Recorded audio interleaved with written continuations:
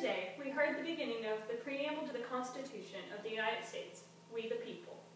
It's a very elegant beginning, but when the document was completed in the 17th of September in 1787, I was not included in that We the People. I felt somehow for many years that George Washington and Alexander Hamilton just left me out by mistake. But through the process of amendment, interpretation, and court decision, I have finally been included in We the People. Today, I am an inquisitor. A hyperbole would not be fictional and would not overstate the solemnness that I feel right now. My faith in the Constitution is whole. It is complete. It is total. And I'm not going to sit here and be an idle spectator to the diminution, the subversion, and destruction of the Constitution. Who can so properly be the inquisitors for the nation as the representatives of the nations themselves? The subjects of its jurisdiction are those offenses which proceed from the misconduct of public men. And that's what we're talking about. In other words, the jurisdiction comes from the abuse or violation of some public trust. It is wrong, I suggest. It is a misreading of the Constitution for any member here to assert that for a member to vote for an article of impeachment means that members must be convinced that the president should be removed from office. The Constitution doesn't say that. The powers relating to impeachment are an essential check in the hands of the body of legislature against and upon the encroachments of the executive. The division between the two branches of the legislature, the House and the Senate, assigning to the one the right to accuse and the other the right to judge. The framers of this Constitution were very astute. They did not make the accusers and the judges the same person. We know the nature of impeachment. We've been talking about it a while now. It is chiefly designed for the president and his high ministers to somehow be called to account.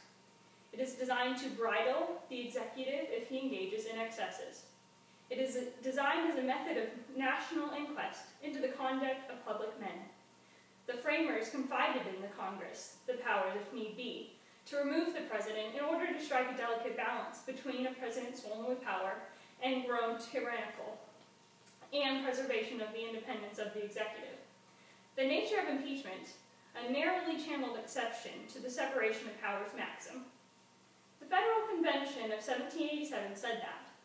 It limited impeachment to high crimes and misdemeanors, and discounted and opposed the term maladministration. It is to be used only for great misdemeanors. So it was said in the North Carolina Ratification Convention. And in the Virginia Ratification Convention, we do not trust our liberty to a particular branch.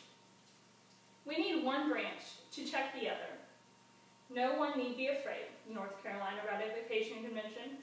No one need be afraid that officers who commit oppression will pass with immunity. Prosecutions of impeachment will seldom fail to agitate the passions of a whole community, said Hamilton in the Federalist Papers, number 65.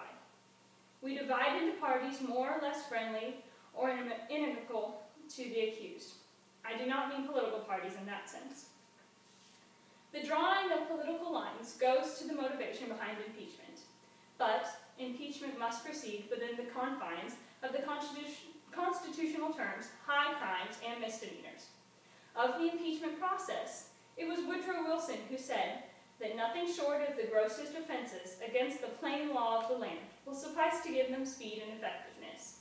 Indignation so great as to overgo party interest may secure a conviction, but nothing else can. Common sense would be revolted if we engaged upon this process for petty reasons. Congress has a lot to do. Appropriations, tax reform, health insurance, campaign finance reform, housing, environmental protection, energy sufficiency, mass transportation. Pettiness cannot be allowed to stand in the face of such overwhelming problems. So today, we are not being petty. We are trying to be big, because the task we have before